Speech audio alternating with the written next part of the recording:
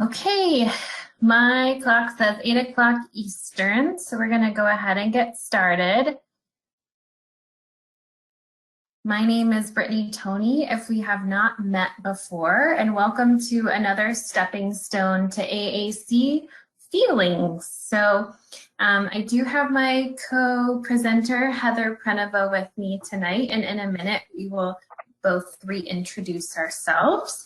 But if you're joining us for the first time and have never attended a Stepping Stones training before, welcome. We're so glad you're here. I know we had a lot registered, so it's exciting. We're excited to get started with another season of these trainings. Okay, so our Google Classroom got a facelift. It did. Which is really exciting. So this year we decided to represent all product lines at PRC-Saltillo. I myself now represent all product lines. As I mentioned, my name is Brittany Toney. I'm a speech language pathologist and PRC-Saltillo consultant for Southern Ohio, Western Ohio. It's kind of a lot of area. Southeast Indiana, Northern Kentucky. So that's where the ground that I cover, and I will let Heather introduce herself. Awesome. Yeah, that's a mouthful. I'm Heather Prenovo, as Brittany mentioned. I am also a speech language pathologist. I am an AAC consultant for the Saltillo product line, and I support Minnesota and Wisconsin. Yes. So if you've been with us for Stepping Stones training before, you will notice that it's somewhat similar in that we have some icons on shelves. If you've never been with us before, what that means is that you can, we will post the bit.ly link. I think we might have it up at some point. Otherwise, we will get that link to you at some point. But those icons actually link to the recorded webinars. If you've not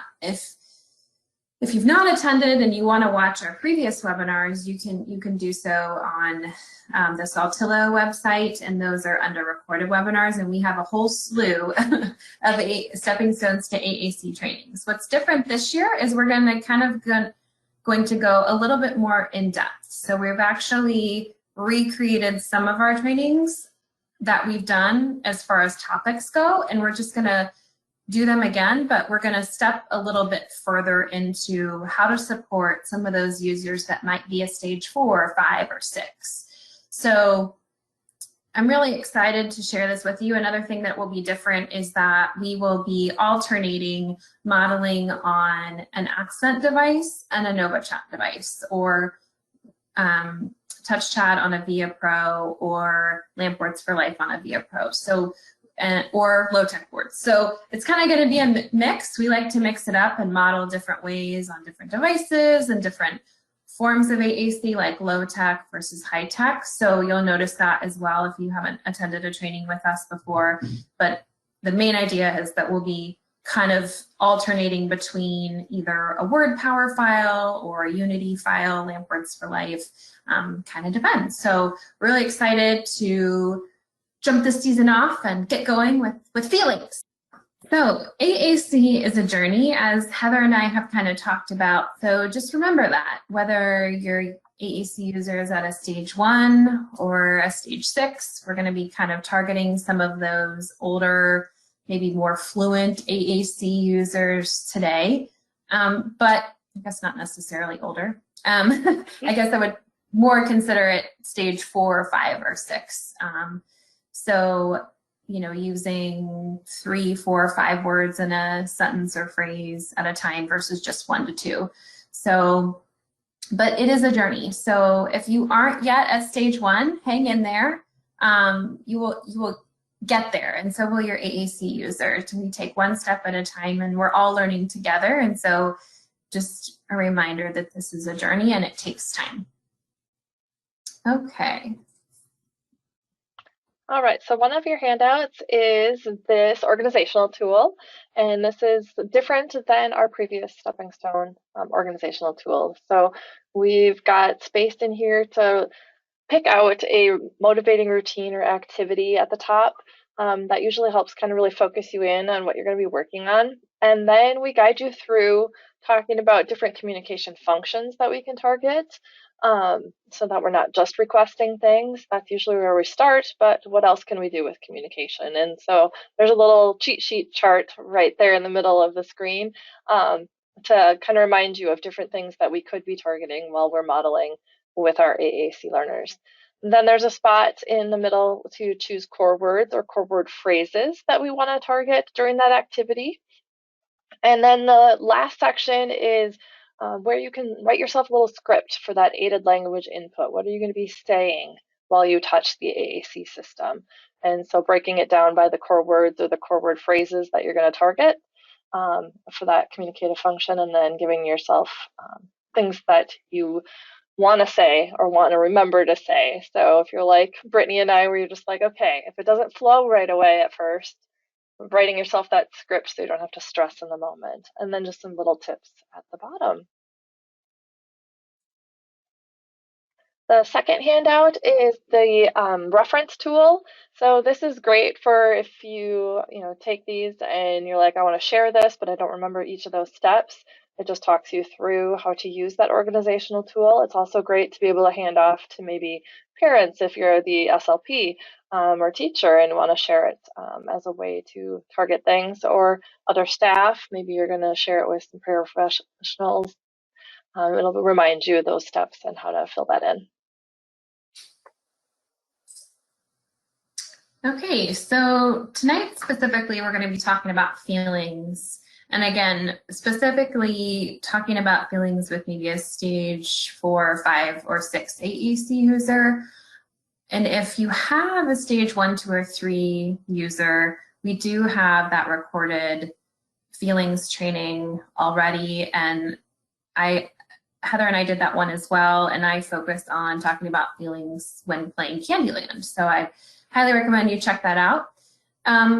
But why feelings? Because it's so important. I think that sometimes when we're with AAC users, we forget that talking about feelings and those sharing those pragmatic functions is so important, those social skills, and we sometimes forget that. So definitely has a lot of pragmatic language skills options and targeting pragmatic language, not just expressive language. I think that's another reason why I like talking about sharing emotions and feelings. And we can talk about why. Why do you feel that way? I think why is not as concrete as what or where. So kind of digging a little bit deeper and addressing a why question with an AAC user and teaching them how to understand and use those why questions. We can also talk about the past and the future, which is also a more advanced concept for any language, any child with a language disorder. So again, just thinking about how we can incorporate all of this into talking about feelings. So tonight specifically, we linked in your materials, we have the Unity 84 sequence low-tech board and the Word Power 60 basic low-tech board. So use whichever one so whether your user is using Word Power or Unity, use whichever one they're using to kind of help you walk through this. You can use any of these concepts with any learner. Tonight specifically, I'm going to be talking more about the Unity file and modeling specifically in Unity 84 sequenced. But next time, Heather's going to be modeling in Word Power. So again, we're going to kind of switch it up. So just use whichever low-tech board you think fits your user's needs best. And these are great that they're linked because you can also print these and they're great to just have on hand. So, and then here is the Word Power low-tech board. And as I'm throughout this video, just follow along with me, listen to what you hear me saying. We're going to go through that organizational tool together. In the beginning, just so you know, this video, there's no sound other than my voice, so you shouldn't hear music or anything. So just go ahead and listen, and we'll go through that tool together after it's over. I can get it to play. And find out how Riley is feeling.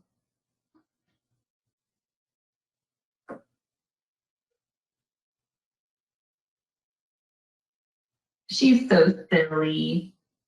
Uh-oh.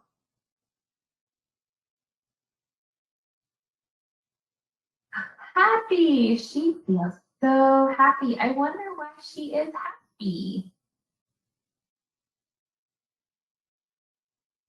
Let's see what happens next.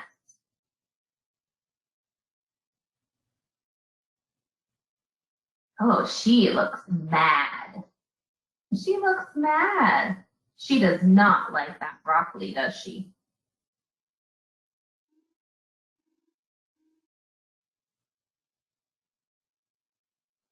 And now she is sad. Why is she sad? Her bear is broken. She ripped it.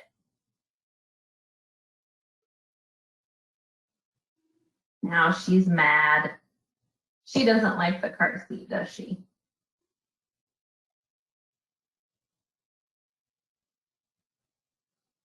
You feel happy, Riley. You got a goal.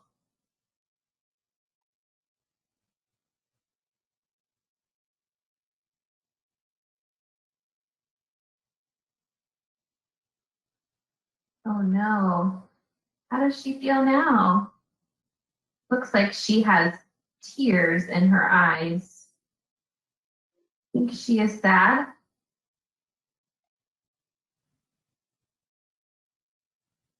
She's crying. She feels sad because she misses her friends.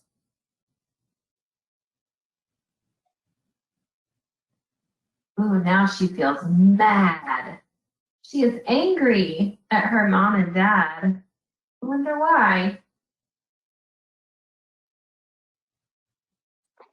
Okay, I'm gonna pause it there just so we have some time to watch the modeling video, but you get the idea. So I'm just talking about this just for reference, I guess, if you guys, I forgot to mention this. This video is, it's on YouTube. You can search it. I think it's like Inside Out, Outside In version.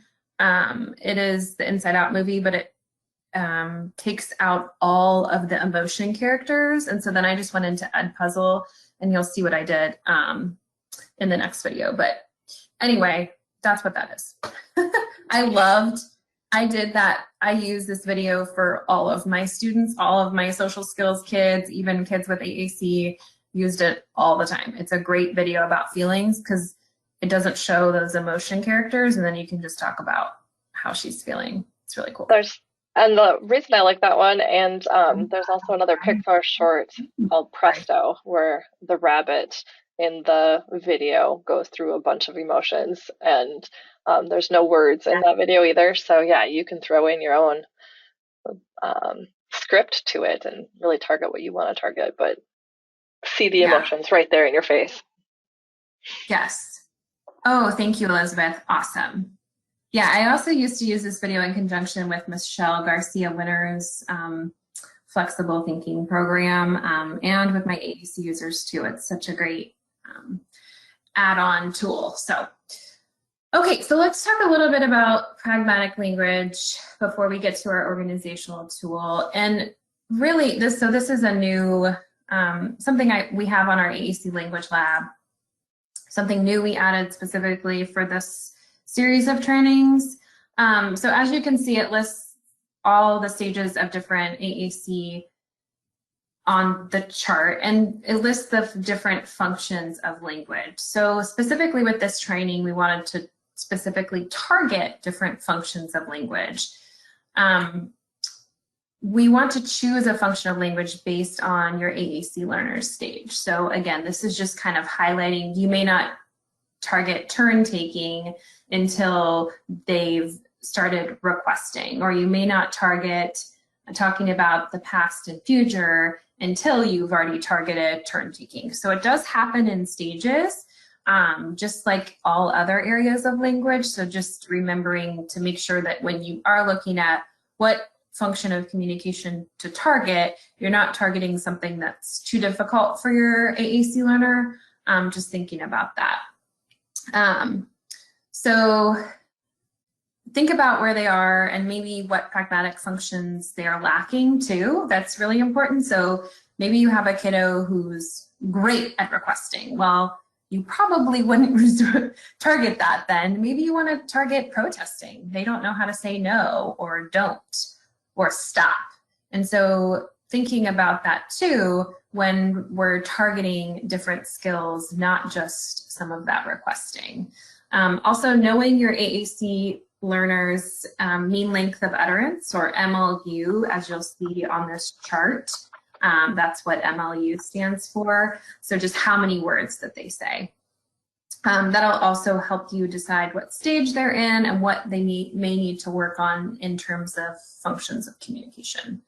So that's what that form is, and it'll kind of help guide our next thing, which is, let's choose, oh, there's my little weird boxes show up. So we're gonna do this. So, okay, so off the top of your head, we're gonna fill out this form together. Our motivating activity is feelings. So what are some functions of communication that we're gonna target? And whether you could be even, what did you see Brittany talking about? What was she targeting, you think, in that sample video?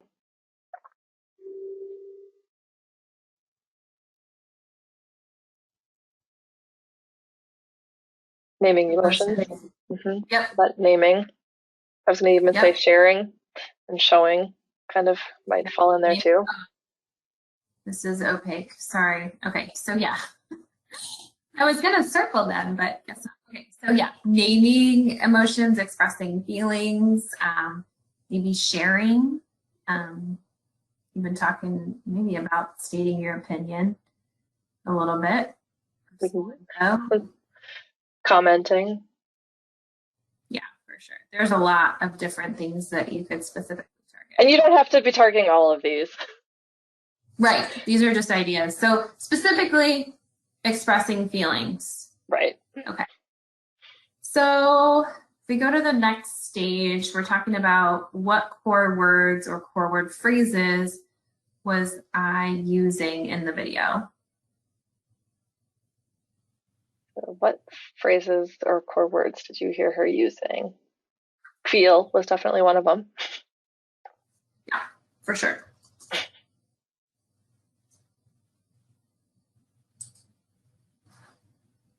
I see. Why? Questioning. Yay. Yep. Is. Starting to use some of those smaller words. Yep. The I's and the U's. She.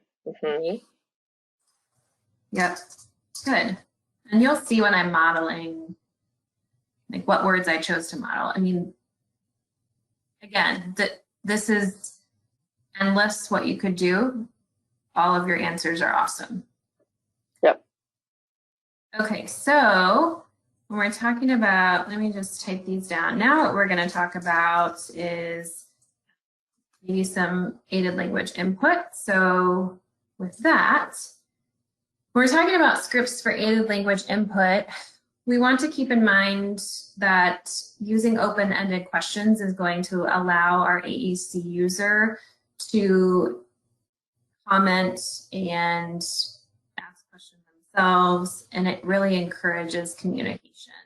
So making sure that our questions are open-ended, that they can't be answered with just a yes or no response. And we want to be asking questions that continue or encourage communication and that conversation. If your AAC learner only responds with a 1 or 2 word phrase, we want to be able I like to respond and recast and then expand that utterance. So again, when we're thinking about users who are in the 4, 5, and 6 stage, we really want them to be using more than 1 and 2 words, right? So what I mean by recasting and expanding is it's just another form of modeling, really. So if your AAC learner says something like want ball, you could recast and expand that utterance by saying something like, I love to play with the ball too. I want to play ball. So maybe they didn't use the word play, so I'm gonna kind of highlight that core word there, show them where they might find the word ball, but I'm also recasting, giving them some more language in there, and we can then model that on the device. The Practical AAC blog has a great article on recasting if you want to learn more. Practical AAC is one of my favorites, so go check that out. Okay, so now that we've talked about that, let's go back to our form here. And we can think of questions, we can think of comments. What are some questions and comments that you can model on the AAC system for the word feel, or she feels, or I feel, or you feel, I mean, really, whatever. I'm going to say that first open-ended question that you gave was, how does she feel? Yeah.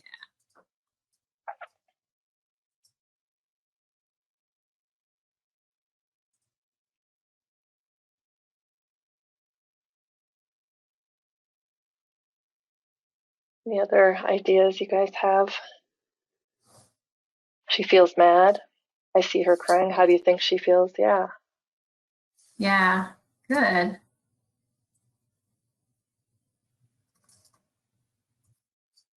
And then I think when we were starting to get into that next layer, why did she feel mad? Yep. And the nice thing is when we're targeting a couple words in a question, you can list them in both. You've got repetition built in. Yep, exactly. So you can even put this one, why does she feel mad? You can put that one under she. Again, with that repetition is always good. What are some, I know I'm jumping ahead. What about why? What's a comment that we could say for why? She is mad. I feel mad sometimes. Yep, good. Good question, Kristen. So when we're saying aided language input or modeling, we are doing both. We're talking and we're modeling on the device. You might not necessarily be doing, and we'll see it in action in just a second here with Brittany and using the device. You might not be using every single word as you're talking.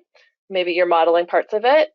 But this is giving you that idea of what words am I going to target? Then let's find those words on the system.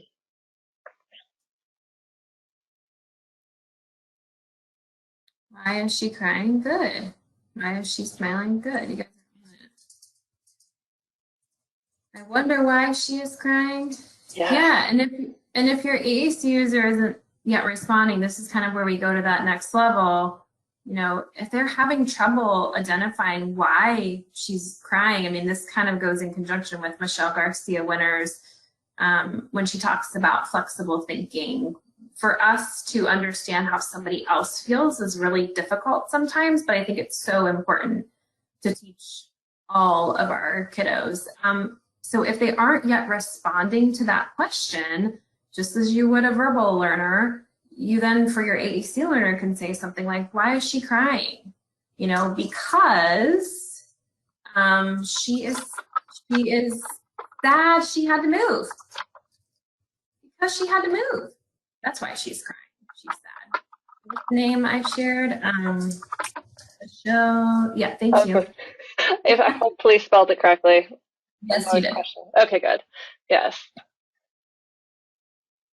Yeah. She looks sad. Perfect. Yeah. And another thing to think about is, using the cues in the video, like Brittany did, like, oh, I see tears. That tells me that she probably feels sad. Oh, what's going on around her? oh, I bet she's sad because, and start assigning some meaning to what they can see, which is why it's nice to use those videos too. Okay, so we're probably going to go over here. Those are all great. Just because we had a lot of explaining to do since this was our first session in the series. So we're probably going to go a little over, so if you have to leave, go for it. I am going, in this video, I'm going to model on Unity 84 sequenced. Just so you guys know, I am going to be modeling pronoun phrases. So she feels, so pronoun phrases, she likes, she feels, she eats, she, so those are pronoun phrases. And Unity, if I had a stage 1, 2, or 3 learner, I probably wouldn't start out with pronoun phrases. I might just model she and then go to the word feel. Pronoun phrases really enhance the rate of an AAC user's ability to communicate. So that's why I like using them for maybe some older or more proficient AAC users. But as Heather said, we'll be targeting a variety of student ages and abilities. But just so you know that, I just wanted to bring that up. Yep. Okay, so let me just, okay, let's watch our video again to see how Riley is feeling. We can use our device to talk about how she is feeling and why she is feeling that way.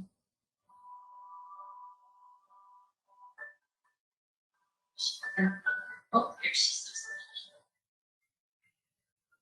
Uh-oh. She feels sad. Because she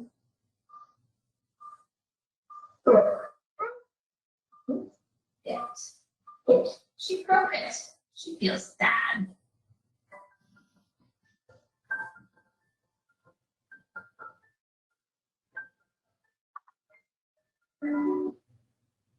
How does she feel now?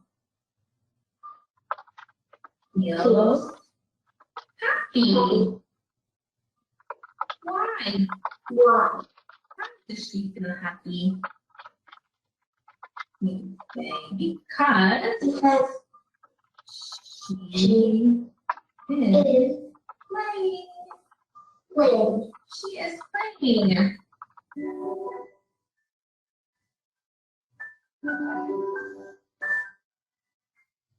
Ew, yeah. She says gross. She doesn't like broccoli. She doesn't like broccoli. Ew, yuck.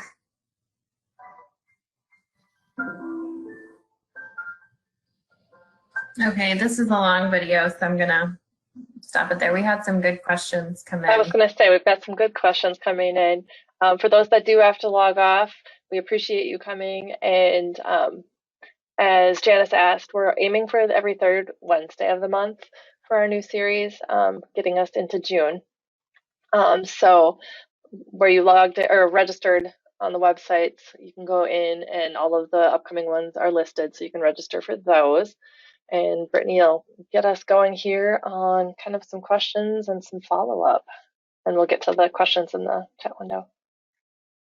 Yeah, so somebody asked a question, should we repeat after the AAC device speaks? When I model, I tend to do that. So this is me modeling. So pretend like the AAC user is just watching me do this, and maybe they're saying something in between when I'm modeling. And because when we model, we are touching the icons as we are talking. And sometimes I might follow up and recast my own model on the device just so that the AAC user further understands what I said. That's personal preference. It doesn't, I mean, it's really up to you whether you repeat after you model. Since I tend to do that, but it's not a rule of thumb at all. Yeah. And I think then that leads into Amanda's question about suggestions on how to incorporate it at home with less structured. And that is the goal, right?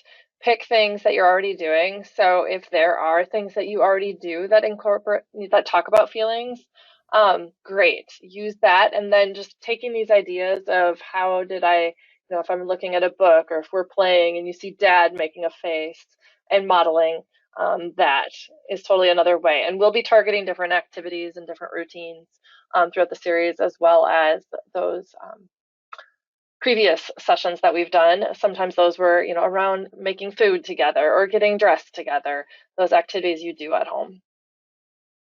And a great way to do this at home, Amanda, is to, maybe it is during dinner time and maybe you're talking about, as Heather said, how each other feels.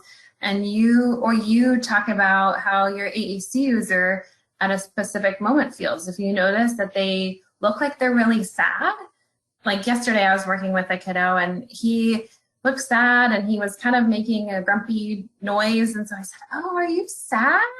You look so sad." And then I was modeling that on the device. "Why are you sad?"